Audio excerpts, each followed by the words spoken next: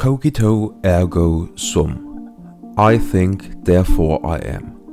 This famous quote by philosopher René Descartes has been debated for centuries. But what if consciousness is not just a product of the brain?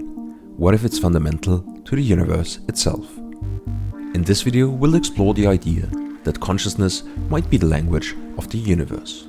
We'll delve into scientific theories and philosophical ideas that suggest that consciousness is not just an emergent property of the brain, but something much more profound. So sit back, relax, and let's explore the mysteries of consciousness and its relationship to the universe. When we think of consciousness, we're often associated with the human brain. But what if consciousness is not just a product of the brain?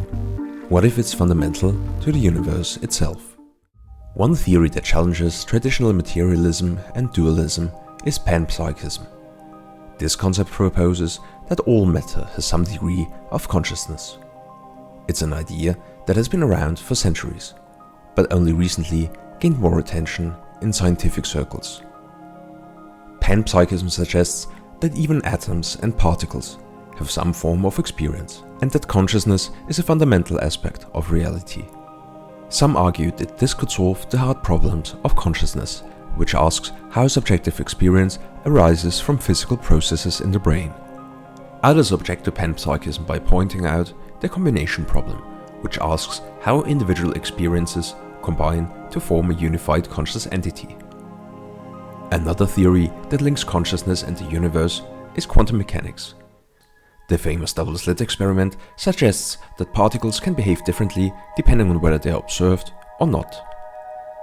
This implies that observation, or perhaps even consciousness, plays a role in determining reality on a fundamental level.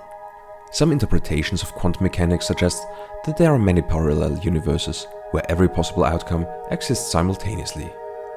Others propose hidden variables, such as Bohmian mechanics, which suggests that particles have definite properties but are influenced by an underlying field. If all matter has some degree of consciousness, what are the ethical implications? Attributing consciousness to animals and plants is already gaining more acceptance in society. But what about rocks or even artificial intelligence?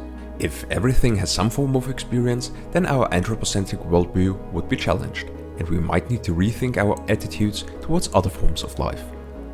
This could lead to more respect for nature and non-human entities, and perhaps even change our approach to environmental issues and animal welfare. However, there are also objections to this view, such as the problem of moral responsibility. If everything has consciousness, who is responsible for the actions of non-human entities? These are complex questions that require careful consideration and debate. But what are the implications of these theories? If everything has some form of experience, then our ethical responsibilities towards other forms of life might need to be re-evaluated. We may need to show more respect towards nature and non-human entities, which could lead to a change in our approach to environmental issues and animal welfare. However, attributing consciousness to all matter also raises complex questions about moral responsibility. Who is responsible for the actions of non-human entities if they too have consciousness? These are just some of the many questions that arise when considering the possibility that consciousness is fundamental to the universe. But it's important that we continue to explore these ideas and engage in a thoughtful debate. So I invite you, our viewers, to share your thoughts on panpsychism or quantum mechanics in the comment section below. Let's continue this conversation and see where it takes us.